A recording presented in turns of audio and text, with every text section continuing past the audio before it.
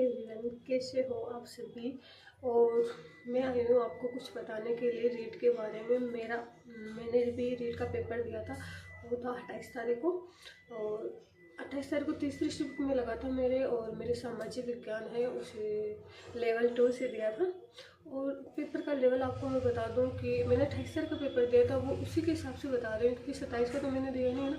मैं 28 का दिया, उसी दिन की शिफ्ट के बारे में दूसरे वाला बता रही हूँ कि वो पेपर तो ईजी आया था। मुझे तो ईजी लगा था, न तो हार्ड था न इतना ईजी था, एकदम नॉर्मल पेपर था कि हम आंसर कर सकते थे उसके ना।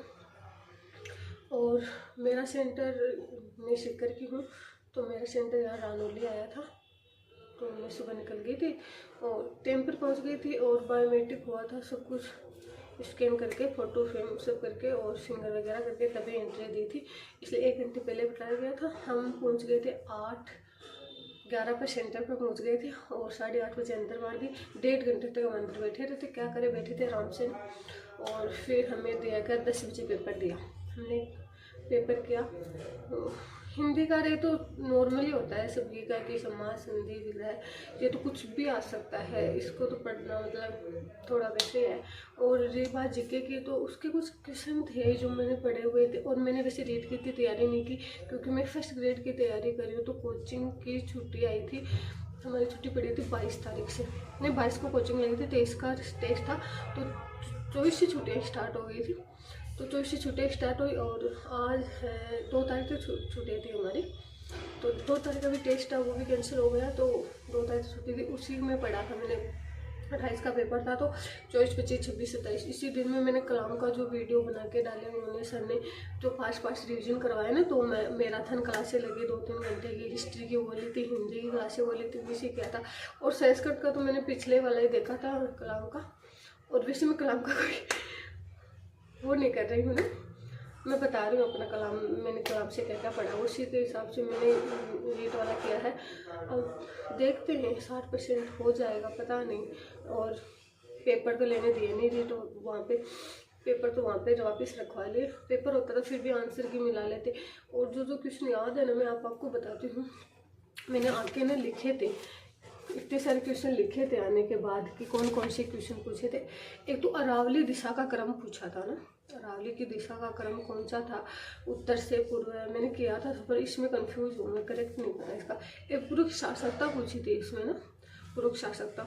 एक राजस्थानी भाषा का, राजस्थानी शब्द का प्रयोग सबसे पहले किसने किया था, एक ये क्वेश्चन था। दूसरा भूताला का युद्ध था, ये तो इल्तुतमिश और उसके जेतर सिंह इल्तुतमिश के बीच में हुआ था, ये तो मुझे याद था ना।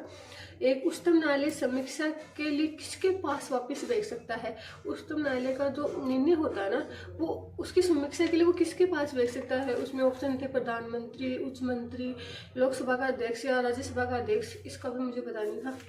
और एक आया था महाजनपद का क्वेश्चन, हिस्ट्री में हमेशा आता है, तो एक अस्मक आया था, कुरुक्षेत्र आया था। 4 ऑप्शन आए थे, उसमें एक की राजधानी गलत थी, वही करना था इसमें, वो भी हो गया। एक प्रभावती का विवाह किससे हुआ था, एक गुप्त काल का प्रभावती है, उसका विवाह किससे हुआ था, एक ये क्वेश्चन आया था। एक अशोक के ना धम्म विजय का उल्लेख कौन से विलेख में मिलता है, उसमें दे रहे थे 8वें, 5वें, 13 और ये कौन सा था, उसमें 13वां होगा, मैंने 5वां किया, ये भी गया। और फिर आई कि जयपुर की स्थापना किस समिति की कहने पर हुई, तो इसमें सत्यनारायण समिति के कहने पर हुई थी। ये मैंने आने के बाद जो लोगों ने, मैंने वीडियो देखे उसमें सब सत्यनारायण ही बता रहे थे, मैंने भी यही किया था। एक राउरकेला संयंत्र है ना, किसके सहयोग से भारत में लगा था राउरकेला, तो ये जर्मनी के सहयोग से लगा था। एक सीमेंट उद्योग की जलवायु के बारे में आया था कि सीमेंट उद्योग की जलवायु के लिए कौन सा कारक नहीं आया था कि कहाँ किस क्षेत्र में इसे प्रभावित कर सकता है। जैसे इसमें आंसर आए थे, वो ऑप्शन आए थे, प्रतापगढ़ आया था, एक अजमेर आया होगा, और भी आए थे 4 ऑप्शन, मैंने प्रतापगढ़ किया इसमें। एक तोप का आया था, 4 तोप थी, पता नहीं उनकी कौन से गढ़ में हो सकती थी। एक मेहरानगढ़ दे रखा था, एक तारागढ़ दे रखा था, एक और था जूनागढ़, पता नहीं कौन सा ऑप्शन था, ये भी मुझे नहीं पता। एक वो आया था मावट, मावट कब होती है, वो शीत ऋतु में होती है, वो तो अभी मैं कोचिंग ले रही थी ना, 21-22 तारीख को पढ़ा रहे थे हमें ज्योग्राफी, तो वो तो हो गया कि शीत ऋतु में, अभी आती है ना मावट, अभी मावट ही तो आ रही है। और तो क्या, इतने जितने याद थे ना उतने तो लिखे ऐसे तो बहुत। एक वो भी आया था कि प्रशांत महासागर कौन सी जल धारा में स्थित है, ये भी नहीं पता था मुझे प्रशांत महासागर कौन। एक वो आया था पृथ्वी का आयतन कितना है, उसमें 5.5 था, उसमें मैंने 4.4 कर दिया। इसका मुझे करेक्ट नहीं करना था तो मैंने ऐसे ही करा। हिंदी के क्वेश्चन जीके के और याद करूँ तो और इतने याद आ रहे, जितने याद थे उतने लिखे। और तो क्या याद, हिंदी के भी बता देती हूँ आपको 2-4। हिंदी का तो क्या, उसमें गद्यांश होता है ना, गद्यांश उसी में से छांटने होते हैं कि इसका प्रयोग कहाँ हुआ, इसका प्रयोग क्या है, इसमें सर्वनाम कौन सी, इसमें संज्ञा कौन सी है, इसमें संधि, एक संधि का बता सकती हूँ। वो संस्कृति का संधि आया था, संधि विच्छेद आया तो मैंने सम प्लस करती हुआ, वो तो सही है मेरा। और ये हिंदी को तो इतनी याद भी नहीं रहते क्योंकि गद्यांश में छांटने। और संस्कृत का एक बता दूँ, संस्कृत तो वैसे याद नहीं रहते तो बताऊँगी कैसे। वो आया था कि 35 को कैसे लिखते हैं संस्कृत में, तो पंचम 63 लिखा था मैंने, 63 एकदम पंचम 63 हा, मैं हा लास्ट में पर पंचम 63 था एक, वो भी है ना। और संस्कृत में और भी आए थे समास वगैरह, वो तो याद नहीं। अब आंसर शीट पेपर तो ले लिया, इसे कैसे पता चलेगा कि कैसा पेपर आया। अब आंसर शीट आएगी, आंसर शीट के साथ ही पेपर डालेंगे। और कौन सी शीट का कौन सा, मेरा सी में था।